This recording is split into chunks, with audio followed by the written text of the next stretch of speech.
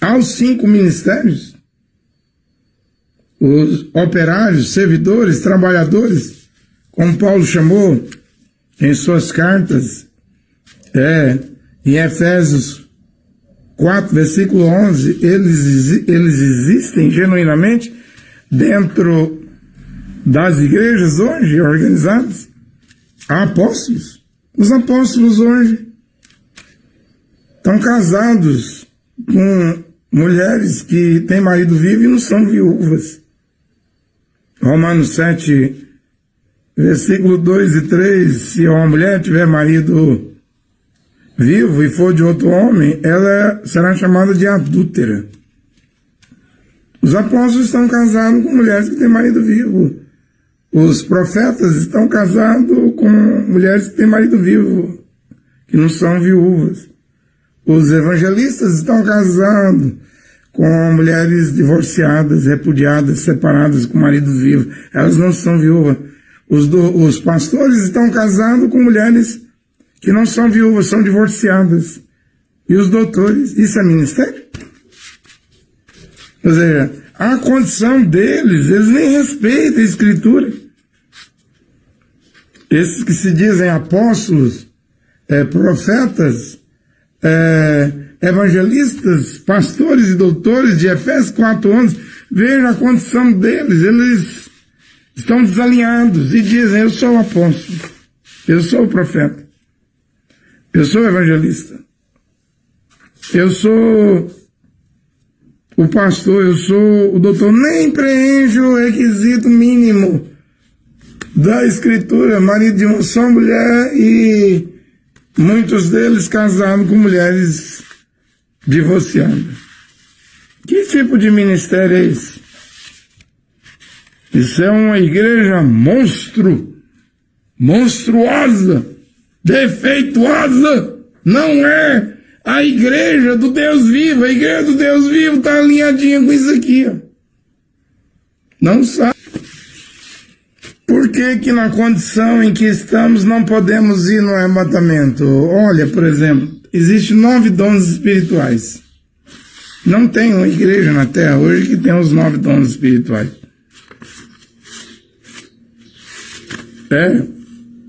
Mesmo os dons de línguas que os pentecostais praticam, os deuses pentecostais praticam, os neopentecostais, essas 3 ondas de avivamento que passou no Brasil, 1910, Daniel Bergo na Vingre, 1950, né? Com Manuel de Mello, Davi Miranda e outros, né? 1970, 1980, os neopentecostais, esses dons aí desordenado, é bagunçado. Veja, Paulo disse em 1 Coríntios 11, 27, que para falar em línguas dentro da assembleia, da congregação, do culto, da reunião, 2 pessoas, no máximo 3, haja intérprete. Se não houver intérprete, o irmão esteja calado na assembleia. Quando eu falo que uma pessoa que fala em língua pode ter 3 fontes aí, Deus, ou o diabo, ou a própria pessoa, eu estou a me referir, no caso, Deus chamando pessoas para voltar à palavra original, quer dizer, o renascimento da igreja de Paulo. Aí isso seria no nosso meio, porque o que está operando dentro das igrejas católicas, protestantes, pentecostais, evangélicas, pentecostais e o neopentecostalismo, os carismáticos, isso aí não é Deus, não. Desde 8 de junho de 1953, na mensagem de monologia de William Marion Branham, que ele pregou, o irmão Branham disse que os demônios, espíritos sedutores, invadiram as igrejas. E isso foi em 53, 8 de junho de 1953. Como estaria o estado hoje das igrejas, já que William Branham morreu em 24 de dezembro de 1965, 56 anos depois agora no ano 2022. Agora está mais podre, está mais degenerado. Né? Agora é o tempo dos fenômenos. Venir, soprar e derrubar, né? Com paletó e sopro. Unção do dente de ouro, né? Fenômeno. Todo tipo de fenômeno, como Jannes e Jambres, né? Produziu fenômenos. Lá, diante do faraó e diante de Moisés, fenômenos estão dentro das igrejas. O fenômeno da lipoaspiração, ou seja, emagrecimento, né? Pessoa gorda, os pregadores e pregadoras oram e desincham, né? Então, e poderá surgir ainda mais ainda, ou seja, está num nível, mas não é nível alto, o nível está baixo, né? É uma degeneração, né? Porque desde o tempo do entardecer, que começou em 1906, desde o início da era de Laodiceia, em 1906, Jesus Cristo foi posto para o lado de fora da igreja católica, protestante, pentecostais, neuropentecostais e neopentecostal. E por que ele foi posto de fora? Por causa da desobediência, a apostasia, a grande rebelião que as igrejas fazem, ou seja, eles não vão pelas escrituras, não se alinham. Ao desobedecer às escrituras, então ele não tem lugar ali, né? Elas expulsaram. Quando colocaram mulheres em cima de plataforma, frente a púlpitos para pregarem, né? Quando Coríntios 14, 34 diz a mulher seja calada na assembleia, que ela não tome a palavra durante a instrução. 1 Timóteo 2, 11, a mulher mantenha-se em silêncio. Não permito que a mulher ensine. Por que na condição em que estamos não podemos ir no arrebatamento? Porque não há os 9 dons genuínos dentro das igrejas, há fenômenos. E ninguém julga se é de Deus ou não. E não é de Deus, porque todo tipo de ave imunda, ave impura, está dentro do sistema. Você sabe que quando Paulo pregava havia só uma igreja em Corinto, em Éfeso, em Tessalônica, né? Agora com 70, 50 igrejas numa avenida, numa rua, como que o povo vai se consertar? Se põe em ordem. Se as outras igrejas ali, fulano está na Assembleia de Deus, na Adventista, na Sara Nossa Terra, basta ele ter um descontentamento, desentendimento na igreja dele, se ele ou ela canta no coral, se ele ou ela é instrumentista da orquestra da igreja, ou do corpo de ministros, se ele tiver um desentendimento, tem 70 portas numa só rua de igreja, esperando para receber ele. Você se desentendeu ali na Sala Nossa Terra, na Luz por Pão? Aqui nós te recebemos de braços abertos, a porta está aberta. Se fosse como no tempo de Paulo, numa igreja em Corinto, em Tessalônica, em Filipos, em Colossos, a pessoa teria que se colocar em ordem, né, e congregar, né? Mas questão de igreja, cada um querendo dízimo, as ofertas, as contribuições, não tem como ninguém se consertar, se botar em ordem, se alinhar com as escrituras. É a desordem, eles não estão alinhados e não vão voltar às escrituras, gente. O sistema não volta. Ai de você, se você morrer dentro do sistema de igreja, homem e mulher, morrerás fora das escrituras, fora da palavra de Deus. É o seu direito, o seu livre-arbítrio, você pode tentar. Na condição que estamos, não podemos ir no arrebatamento. Aos 5 ministérios, os operários, servidores, trabalhadores, como Paulo chamou em suas cartas, em Efésios 4, versículo 11, eles existem genuinamente dentro das igrejas hoje organizadas. Há apóstolos. Os apóstolos hoje estão casados com mulheres que têm marido vivo e não são viúvas. Romanos 7, versículo 2 e 3, se uma mulher tiver marido vivo e for de outro homem, ela será chamada de adúltera. Os apóstolos estão casados com mulheres que têm marido vivo. Os profetas estão casados com mulheres que têm marido vivo, que não são viúvas. Os evangelistas estão casados com mulheres divorciadas, repudiadas, separadas com maridos vivos. Elas não são viúvas.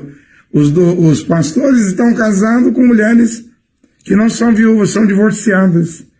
E os doutores, isso é ministério? Ou seja, a condição deles, eles nem respeitam a Escritura. Esses que se dizem apóstolos, profetas, evangelistas, pastores e doutores de Efésios 4:11, veja a condição deles, eles estão desalinhados e dizem: eu sou o apóstolo, eu sou o profeta, eu sou o evangelista, eu sou o pastor, eu sou o doutor, nem preenche o requisito mínimo da Escritura, marido de uma só mulher, e muitos deles casados com mulheres divorciadas. Que tipo de ministério é esse? Isso é uma igreja monstruosa, defeituosa. Não é a igreja do Deus vivo. A igreja do Deus vivo está alinhadinha com isso aqui, ó. Não sai 1 milímetro. Não pode sair 1 milímetro das Escrituras. Eu estou dizendo nesta manhã, na condição em que estamos, não podemos ir no rapto, no arrebatamento. Deve haver uma conversão. Recobra-te o fervor. Apocalipse 3, em plena era de Laodiceia, é o conselho do Senhor Jesus Cristo e Yehoshua HaMashiach. Recobra-te, está lá em Apocalipse 3. Depois dele dizer que está a ponto de vomitar a igreja morna desta geração de hoje, igreja infeliz, miserável, pobre, cega e nua, em estado de amnésia. Amnésia espiritual, embora ela diz somos ricos, não temos necessidade de nada. E ele diz: recobra-te o fervor e converte-te. Queres ir no rápido? Não é Deus que tem que se converter. Jeová, Yahvé. Não é Yehoshua, o Filho de Deus, que deve se converter. É você, é eu, somos nós. E devemos voltar à palavra original, foi o que ele diz: recobra-te o fervor. Mas eu não sinto nada, eu estou congelado, eu estou igual um picolé frio. Quando você se aliar com as Escrituras, o fervor virá. Não vem de uma hora para outra assim, não. Eu nem choro, mas eu não sinto nada. Mas é claro, você está desalinhado com as Escrituras, você não está santo. Homem e mulher, você não está santo, como é que você vai sentir a presença de Deus? Deve alinhar. Quando você se alinhar com a Escritura, o fervor virá. A presença de Deus virá, mas nesse estado aí, em igrejas mundanas, igrejas organizadas, na condição que a igreja que nós estamos, não podemos ir no rápido. Deus aguarda um regresso à palavra original. E as mulheres? E o Lembrando diz: a mulher é um tipo da igreja. Estão as mulheres com véu na cabeça? Na hora de orar e profetizando. Ela é proibida de ensinar e pregar, não de orar e profetizar. Mas sem o véu, ela é desonesta com o marido. Está elas com o véu, aí você vai dizer: isso é doutrina da CCB, de Lois Franciscano, que fundou a CCB, Igreja Pentecostal, em 1910. Não, senhor e não, senhora. Antes de Lois Franciscano pregar o véu, Paulo já tinha escrito isso em 1 Coríntios 11. Ele deu 16, 14 escrituras só sobre o véu. Está lá em Coríntios 11, vai ler. Se a CCB pegou esse ponto, bom para a CCB, porque isso é bíblico, é escriturístico. Mas isso não é só para as mulheres da CCB, isso é para todas as mulheres. Generalizou. Outra coisa, a condição das mulheres ir no rapto, sem o véu. Paulo diz que a mulher, se ela não coloca o véu na hora de orar e profetizar, 1 Coríntios 11, 5, ele diz no versículo 6, mande a mulher cortar o cabelo. E aí as mulheres querem. Cacu, não diz que o Deus do Cacu, que não é o Deus da Bíblia, e o Deus da Bíblia diz no versículo 6, se é vergonhoso para a mulher cortar os cabelos e rapar a cabeça, põe o véu. Do Cacu diz que as mulheres podem ter o cabelo no ombro. Esse não é o Deus das Escrituras. São deuses estranhos. São outros deuses. Um profeta de Deus não pode ir contra o que está escrito nas Escrituras Sagradas. Cacu não é de Deus. É do diabo. Satanás. Vamos voltar às Escrituras, à palavra de Deus, enquanto temos chance e oportunidade. A mulher não deve cortar nem as pontas do cabelo. E eu tenho pregado aqui que eu não sou a favor, eu não autorizo a mulher pintar seu cabelo, né? A coroa de honra da mulher e do homem, né? Hora nenhuma. Se Deus lhe deu essa coroa, homem, mulher, mantenha ela. Nós vemos hoje pastores com 60 anos, 65 anos, tudo sem um fio de cabelo branco na cabeça. O que é isso, gente? Onde está a coroa de honra? Eles têm vergonha até da coroa de honra, o cabelo grisalho que Deus põe na cabeça deles, né? Eles querem ficar jovens, bonitões, né? Para pregar em cima de suas plataformas, em frente de seus públicos, e as mocinhas, as mulheres casadas, ficarem visualizando, vislumbrando. Os pastores, meu pastor é tão bonito, né? Meu pastor é tão bonito, né? Tem um fio de cabelo branco. Como é que ele chegou a isso, a 65 anos de idade? Cadê a coroa de honra? Pastor de igreja. Você está com vergonha, né? Que hoje vivemos num mundo moderno, mas eu lhe pergunto, você me diz que vive num mundo moderno, e Deus mudou alguma coisa nele? Ele se modernizou? É você que se modernizou para aparecer o mundo, pastores mundanos. Vamos voltar à palavra de Deus. E elas usam roupa decente para subir no arrebatamento. Eu disse aqui que ele vai dar vestes compridas, né? Não dará uma calça para uma mulher vestir. Aí alguém me perguntou, e o homem lá no céu vai vestir calça? Eu disse, ele vai vestir as vestes que o Senhor Jesus Cristo e Yoshua der a ele. Mas o certo é que uma mulher não vai receber uma calça. Os homens vão usar veste. É uma abominação. Deuteronômio 22:5, a mulher usar qualquer artigo masculino.